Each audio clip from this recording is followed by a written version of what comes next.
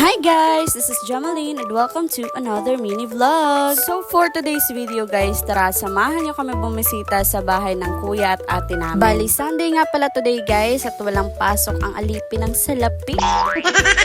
Nag-invite din kasi si ate kay mama na doon daw sila tumambay ngayong linggo. Itong si mama naman, tinawagan kami ng kapatid ko at doon daw kami maglingguhan sa bahay nila ate. Bali, ang nangyari ngayon, yung in-invite, nag-invite din.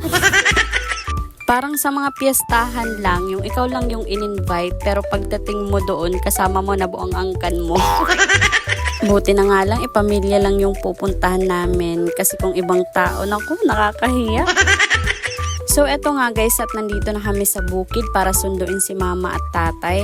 Yung pagpunta pa lang dito ay grabe, nakakawala na ng beauty. Sobrang pawis na nga ako dyan guys. Kasi ikaw ba naman, umakyat baba sa mga bundok. Tapos ganitong tirik na tirik pa yung araw. Buti na nga lang at nabuksan na ni tatay itong aircon ng sasakyan namin. Kaya eto at nakapag-relax din. Bali, papunta na nga pala kami dito sa bahay nila ate guys. Mga 20 to 30 minutes din yung biyahe mula sa amin papunta sa bahay nila. Nagustuhan ko nga dito sa lugar nila guys kasi napaka-peaceful at puro green yung makikita. So eto nga at nakadating na kami sa bahay nila guys, pero wala si ate at kuya dito. Itong si Mochi lang yung nasa veranda nila at naghihintay sa amin. Bali, dito na lang din kami naghintay guys habang nilalaro-laro namin itong napaka-cute nilang aso. Dati guys, takot na takot talaga ako humawak sa aso at pusa. Wala kasi kaming alaga dati kaya hindi ako sanay na humahawak ako sa mga ganito. May trauma din kasi ako sa aso guys kasi kinagat ng aso yung kapatid ko sa likod. Mga bata pa kami noon at yung aso naman guys ay sobrang wild. Yun yung panahon na nagkakaroon ng rabies yung mga aso. Lalo na yung mga aso na nasa kalsada lang. At may mga sakit sila noon na kapag nakagat nila yung tao yung namamatay. Thank you Lord talaga at buti na lang naagapan kaagad yung kagat ng aso sa kapatid ko. At yung kapatid ko na yun na nakagat, yung naka-brown kanina na pasaway na panay smile dito sa video.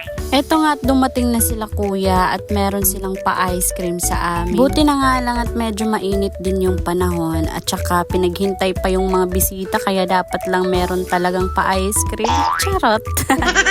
Dito na nga lang din kami na nanghalian guys. Bali, nagluto lang sila ate at kuya dyan ng pansit at pagkatapos eto na at nag-inuman ng mga person. Ganito palagi ang get together namin guys. Tapos meron pa yan dapat karaoke kasi lahat yan magsisikantahan. Kung nandito pa yung ibang pamangkin at kapatid namin ay talaga namang mag-aaway-away yan sa microphone. Medyo tinamaan na nga kami dito guys kaya eto at nagsasasayaw ng mga person.